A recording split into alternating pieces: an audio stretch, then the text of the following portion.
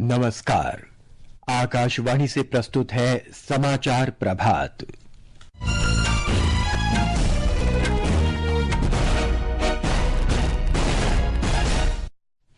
सभी दलों के नेताओं ने पहलगाम आतंकी हमले पर सरकार की कार्रवाई में पूरा सहयोग देने का आश्वासन दिया।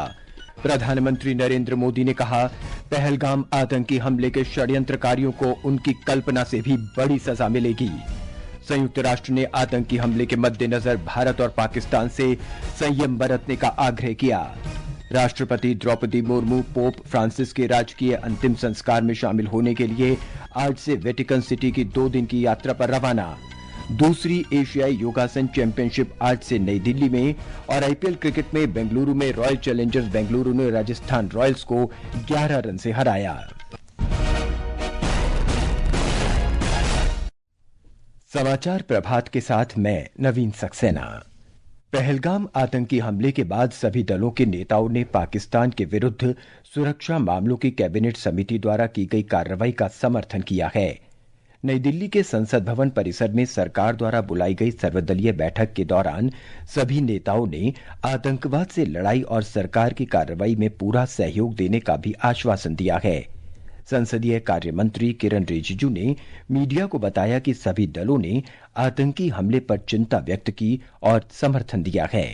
सारे पॉलिटिकल पार्टी सरकार के साथ खड़ा है और सब पार्टी के नेताओं ने एक ही आवाज में कहा है कि सरकार जो भी कदम उठाएगा साथ देंगे।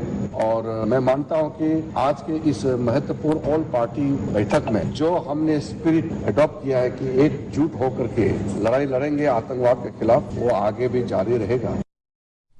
श्री रिजिजू ने कहा कि अधिकारियों ने भविष्य में इस प्रकार की घटनाओं को रोकने के लिए किए जा रहे प्रबंधन उपायों की जानकारी दी। बैठक के बाद मीडिया से बातचीत में कांग्रेस अध्यक्ष मल्लिका अर्जुन खड़गे ने कहा कि सभी दलों ने आतंकी हमले की निंदा की है। उन्होंने कहा कि जम्मू कश्मीर में शांति बनाए रखने के प्रयास किए जाने चाहिए।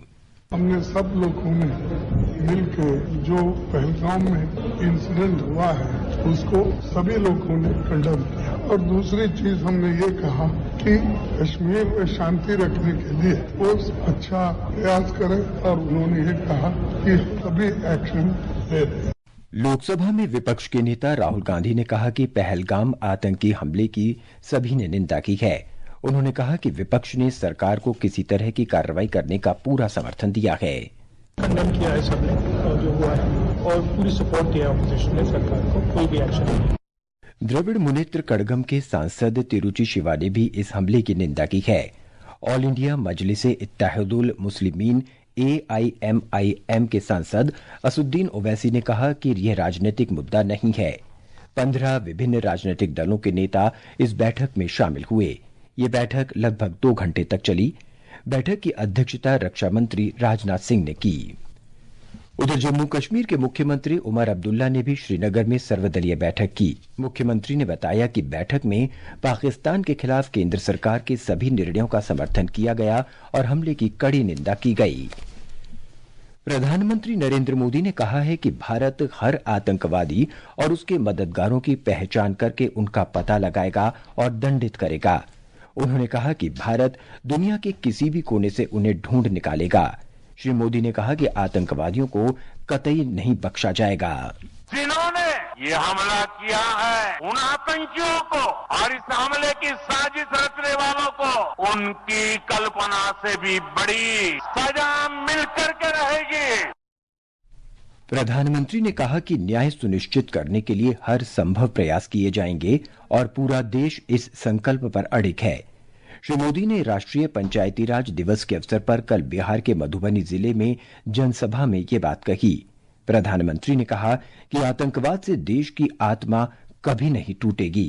इस आतंकी हमले में कोई बांग्ला बोलता था, कोई कन्नड़ा बोलता था, कोई मराठी था, कोई ओडिया था, कोई गुजराती था, कोई यहाँ बिहार का लाल था।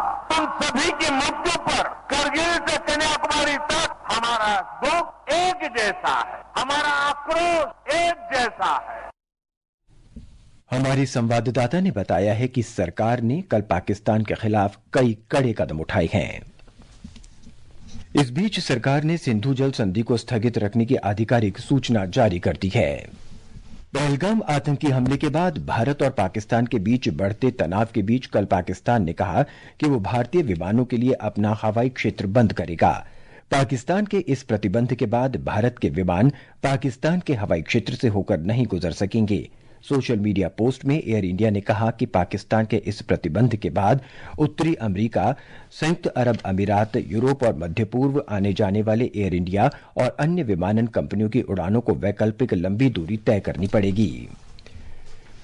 इसके अलावा इस हमले के विरोध में देश के विभिन्न शहरों में नागरिकों, विद्यार्थियों और राजनीतिक समूहों ने प्रदर्शन किए और कैंडल मार्च निकाला।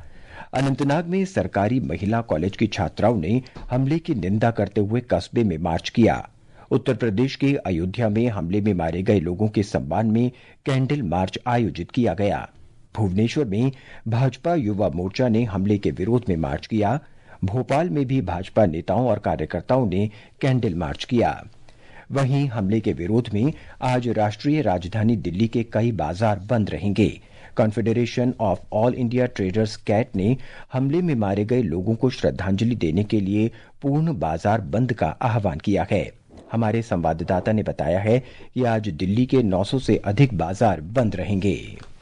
सरकार के साथ एकजुटता प्रदर्शित करते हुए मृतकों को श्रद्धांजलि देते हुए दिल्ली के अग्रणी व्यापार संगठनों ने शहर में आज बाजार पूरी तरह से बंद रखने का आह्वान किया है। अखिल भारतीय व्यापारी परिसंघ कैट ने दिल्ली के सभी व्यापारियों से अपनी दुकान स्वैच्छिक रूप से बंद रखने और शांतिपूर्ण तरीके से बंद का पालन करने का आह्वान किया। नई दिल्ली में मीडिया से बातचीत में कैट के महासचिव और भाजपा के सांसद प्रवीण खंडेलवाल ने कहा कि ये बंद एक विरोध नहीं बल्कि श्रद्धांजलि और राष्ट्रीय एकजुटता का प्रतीक है। दिल्ली के व्यापारी 25 अप्रैल को दिल्ली में अपना कारोबार बंद रखेंगे और बंद रख करके अपनी सहानुभूति उन सब परिवारों के प्रति प्रकट करेंगे जिनके परिवार को क्षति पहुंची है। वहीं दूसरी ओर प्रधानमंत्री नरेंद्र मोदी के समर्थन में भी व्यापारी खड़े होंगे। ये फैसला दिल्ली के व्यापारिक संगठनों ने लिया है। कैट ने दिल्ली पुलिस और प्रशासनिक अधिकारियों से बंद के दौरान कानून व्यवस्था बनाए रखने का भी निवेदन किया। भानु की रिपोर्ट के साथ समाचार कक्ष से मुकेश कुमार बल। सेना प्रमुख जनरल उपेंद्र द्विवेदी आज जम्मू कश्मीर का दौरा करेंगे। सूत्रों ने बताया कि सेना प्रमुख क्षेत्र में सुरक्षा स्थिति की समीक्षा करेंगे। जम्मू कश्मीर के बांदीपोरा में आज आतंकियों और सुरक्षा बलों के बीच गोलीबारी हुई। आधिकारिक सूत्रों ने बताया कि सुरक्षा बलों ने क्षेत्र में आतंकियों की मौजूदगी की सूचना मिलने के बाद बांदीपोरा जिले के कुलनार बाजीपोरा क्षेत्र में घेराबंदी और खोजबीन का अभियान शुरू किया। अभी तक इस घटना में किसी के हताहत होने की कोई खबर नहीं मिली है। संयुक्त राष्ट्र महासचिव एंटोनियो गुतेरेस ने कश्मीर में आतंकी हमले के बाद तनाव को और बढ़ने से रोकने के लिए भारत और पाकिस्तान से संयम बरतने की अपील की है। महासचिव के प्रवक्ता स्टीफन दुजारिक ने पहलगाम आतंकी हमले की निंदा की। उन्होंने कहा कि संयुक्त राष्ट्र दोनों देशों की सरकारों से पूरा संयम बरतने की अपील करता है। उन्होंने कहा कि दोनों देशों के बीच सभी मुद्दों को आपसी बातचीत के जरिए शांतिपूर्ण ढंग से सुलझाया जाना चाहिए। ये समाचार आकाशवाणी से प्रसारित किए जा रहे हैं। ताजा समाचार जानने के लिए आप हमारे social media handle x@AIR news Hindi को फॉलो कर सकते हैं। राष्ट्रपति द्रौपदी मुर्मू पोप फ्रांसिस के राजकीय अंतिम संस्कार में भाग लेने के लिए आज सुबह वेटिकन सिटी के लिए रवाना हो गई हैं। राष्ट्रपति मुर्मू वेटिकन सिटी की 2 दिवसीय यात्रा पर होंगी। उनके साथ संसदीय कार्य मंत्री किरण रिजिजू, अल्पसंख्यक कार्य राज्य मंत्री जॉर्ज कुरियन और गोवा विधानसभा के उपाध्यक्ष जोशुआ डिसूजा भी हैं। विदेश मंत्रालय ने एक बयान में कहा है कि राष्ट्रपति आज सेंट पीटर बेसिलिका में पोप फ्रांसिस को श्रद्धांजलि अर्पित करेंगी। राष्ट्रपति कल उनके अंतिम संस्कार में शामिल होंगी। इसमें विश्व भर के कई गणमान्य व्यक्ति भी उपस्थित रहेंगे। तेलंगाना में आज से भारत शिखर सम्मेलन की शुरुआत हो रही है। यह राज्य सरकार की पहल है। 2 दिन के इस सम्मेलन में दुनिया भर के 100 देशों से 450 से अधिक आगंतुकों के भाग लेने की उम्मीद है।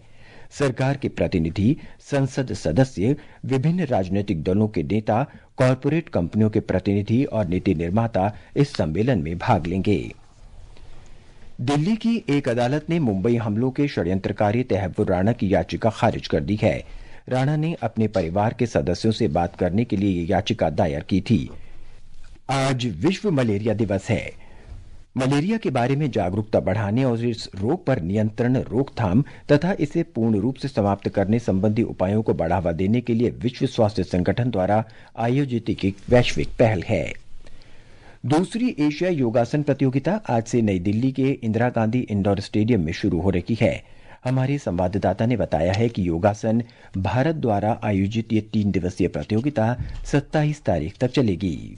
योगासन भारत द्वारा आयोजित ये 3 दिवसीय प्रतियोगिता 27 तारीख तक चलेगी। 21 एशियाई देशों के 170 से अधिक एथलीट इसमें भाग लेंगे। ये आयोजन योगासन को प्रतिस्पर्धी वैश्विक खेल के रूप में बढ़ावा देने के सरकार के प्रयासों का हिस्सा है। विश्व योगासन महासचिव डॉक्टर जयदीप आर्य ने बताया कि प्रधानमंत्री नरेंद्र मोदी ने योग को अंतर्राष्ट्रीय मंच पर स्थापित किया है और अब इसे खेल का दर्जा मिल गया है। योगासन भारत के अध्यक्ष उदित सेठ ने कहा कि योग का मतलब है स्वयं से जुड़ना और योग व्यक्ति के जीवन में संतुलन बनाने में महत्वपूर्ण भूमिका निभाता है।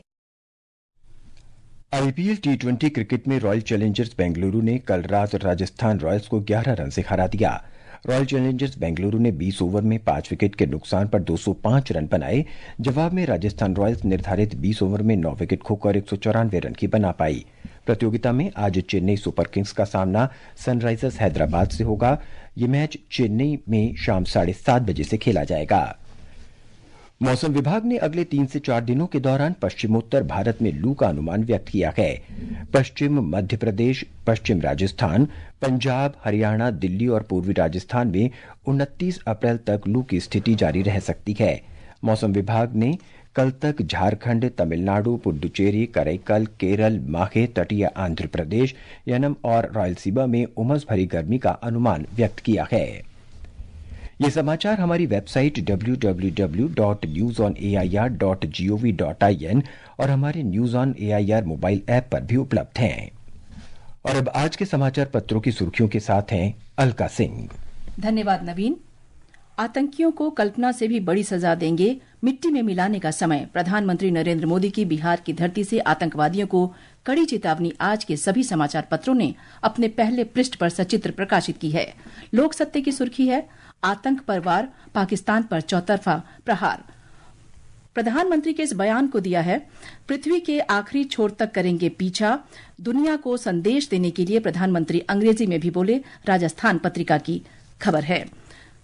रक्षा मंत्री राजनाथ सिंह की अध्यक्षता में कल हुई सर्वदलीय बैठक को भी अखबारों ने प्रमुखता से प्रकाशित किया है। हिंदुस्तान लिखता है, संकट की घड़ी में सरकार के साथ आया समूचा विपक्ष। उधर हरी भूमि ने दिया, भारत ने विदेशी राजनयिकों को बताई पहलगाम आतंकी हमले की हकीकत। विदेश मंत्रालय पहुंचे चीन, अमेरिका, रूस और ब्रिटेन सहित दुनिया के कई देशों के राजनयिक। पाकिस्तान के खिलाफ कड़े एक्शन। लोक सत्य लिखता है, भारतीय वायुसेना ने एक्सरसाइज आक्रमण के तहत एक बड़ा सैन्य अभियान शुरू किया। दैनिक ट्रिब्यून ने दिया है, बड़ी तैयारी, एलओसी पर गतिविधियां तेज, भारत के कड़े रुख से डरा पाकिस्तान। पहलगाम आतंकी हमले के विरोध में आज दिल्ली बंद को राष्ट्रीय सहारा ने अपने पहले पृष्ठ पर दिया है।